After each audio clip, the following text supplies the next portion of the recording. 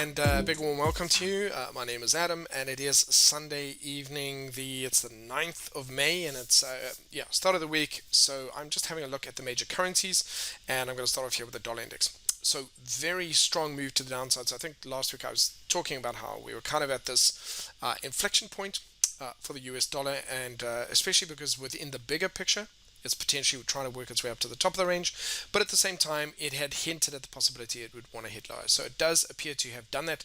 We actually hit it quite aggressively on the last day of last week, heading down towards 90.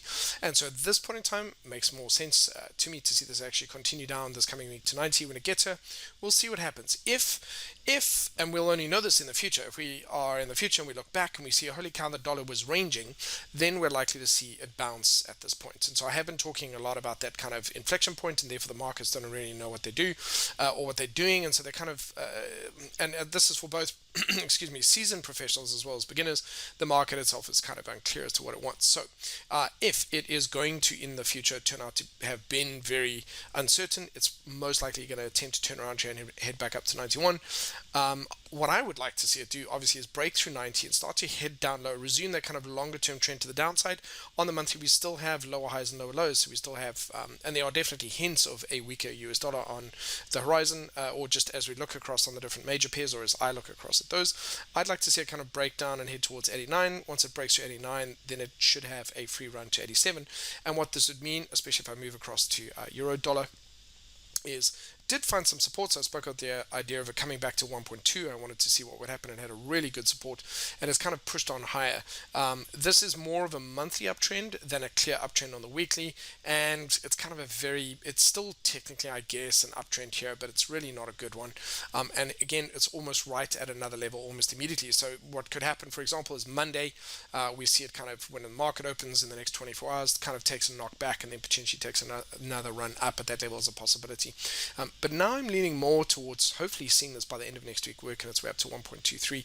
And so I will be monitoring it throughout the week, looking for a weaker US dollar, stronger euro.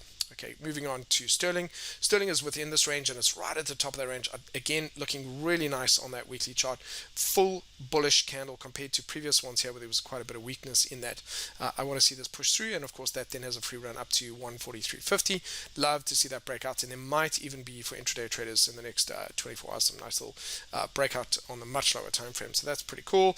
Monthly, now having had a bit of a consolidation, it's got enough juice. It can run up, and just looking at how that's impacted or how it's reacted to that 14350 level in the past, it's had a bit of a knock there. So that's reasonable to expect, but also hinting at a weaker US dollar unless something happens on Monday. And Mondays can always be funny.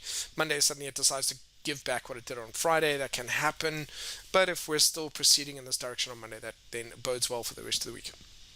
Also looking at Aussie dollar against the US dollar, look at those previous kind of reactions there. Wasn't able to do that solid bull candle, which implies that whatever buyers were not available here are now here, which implies, of course, that it's looking nice and strong. It's solidly broken through. Of course, we could, by the end of the month, it's possible to kind of close down back below this level, but this looks pretty good so far. It looks pretty happy, and Kiwi dollar is going to be in a similar place.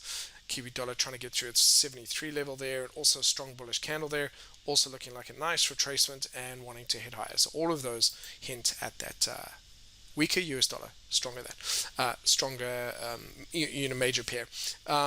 And so then we have, so in terms of the major of components of that, okay, so we would then have a stronger euro, Kiwi, Aussie dollar, and so on. So here we've got price pulling back. We had a really strong bullish candle on dollar yen, which I was saying last week, it would be nice to see it break the high. It has, but it's kind of wobbled again.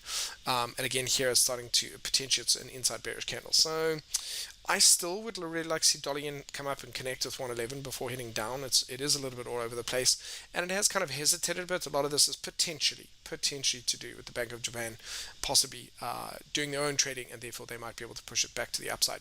It's just very frustrating to see it do that. Then we have got dollar Swiss. I want to have a look at one more thing. Dollar yen headed up then turned back down. Okay, so dollar Swissy as well, just following through on that longer term downtrend.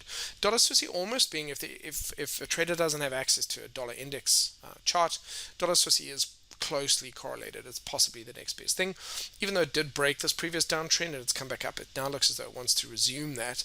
And so, yeah, there might be some minor retracements throughout Monday. That's a possibility. I'm looking to see this continue. I want to see a break to that 0.9 level and continue onwards. And that would be the same for euro dollar pushing high. And then dollar CAD, which has been a star this week. Of course, what it didn't do, which I was hoping for in terms of money making opportunities, pull back into test this 1.25 level back into this area. In fact, it was so weak, it just consolidated. It wasn't even actually able to come back up, and it's pushed back down. All right, it's still looking bearish. It's got some room to go on the monthly. I need to actually find out which the next level is, but yeah, it's probably starting to head into the next level. But yeah, it's pushed through on those and continue down. So it does kind of hint to the fact that this weakness, the fact that I had this inability to retrace, is that it's inherently weak, and therefore kind of says that there might still be opportunities this coming week. Okay, I do think it's now starting to head into overextended territory. Absolutely, and I think that when it does, it'll have quite a strong correction to the upside, but there might be a couple more trades before it does that. Okay, and that's it for me on currencies. I'm liking where we're at. I do feel like there's actually a possibility this week there could be some really good currency opportunities, some for intraday traders as well. And so it'd be nice to see that dollar break lower. There's nothing wrong with having a weaker dollar for a year or two. We've had it in the past. It'll be fine. And again, just in terms of trading opportunities, that will give us hopefully some much better trends. And of course, the weaker dollar is helping dollar CAD. So right now, again, dollar CAD, although it's overextended and that's where the risk is, it's number one on my list. But now I can actually say there's other currency pairs, and therefore this week I'm optimistic that there could be some really good money making opportunities.